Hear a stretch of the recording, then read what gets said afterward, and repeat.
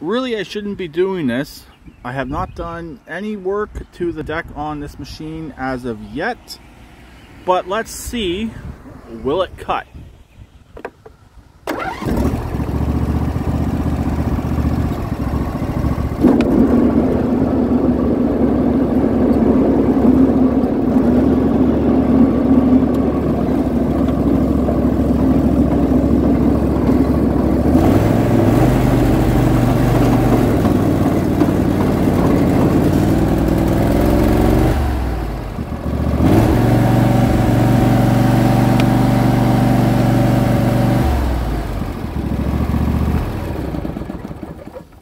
The answer to that question is no.